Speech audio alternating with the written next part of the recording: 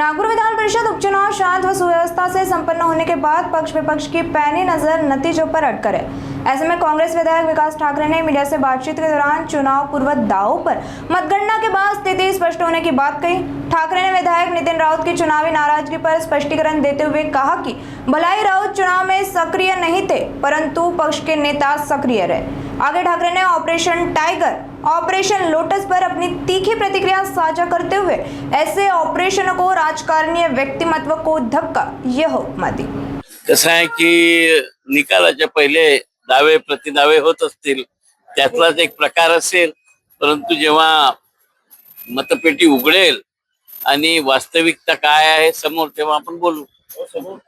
पण काँग्रेसचे जे निरीक्षक होते नितीन राऊत ते या सगळ्या निवडणुकीत सक्रिय नव्हते, त्यामुळे ते नगरसेवकांनी नाराजी देखील व्यक्त केली. नाही, तो काही भाग नाही. आता ते सक्रिय नव्हते, परंतु बाकी काँग्रेसचे नेते सक्रिय होते ना. ज्यांच्याकडे सगळी यंत्रणा सगळे होते असे सगळे नेते सक्रिय होते. आणि शहरात सुद्धा तरी किमान आम्ही एक गठ्ठानं व्होटिंग केलेलं आहे.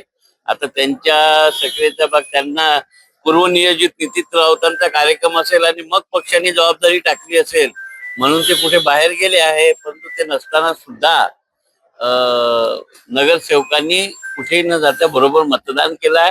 आम्ही सांगितलं होतं की नगरसेवकांना कुठे नेण्याची गरज नाही आहे. ते सकाळी एका जागी जमा झाले 8 वाजता, एक सोबत जाऊन त्यांनी मतदान केलं. मला म्हणजे काँग्रेसचे काही आमदार नाराज असल्याची चर्चा आहे. ऑपरेशन टायगर सारखं ऑपरेशन राज्यात देखील केलं जाऊ शकतं. मला वाटते काँग्रेसचा एकही नाराज आमदार नाही आहे आणि तो काही जाणार नाही आहे. आणि मला वाटतं याला काही बळी पडणारे काँग्रेसचे आमदार नाहीये. टायगरला कशा पद्धतीने राहणार ज्या पद्धतीने उद्धव ठाकरेंचे 7 आता हे ऑपरेशन टायगर, ऑपरेशन लोटस हे सातत्यानं 4-5-6 वर्षापासून चालू आहे. आणि राजकारणामध्ये असला प्रकार या घटकेलाच आलेला आहे की तुम्ही तोडफोड.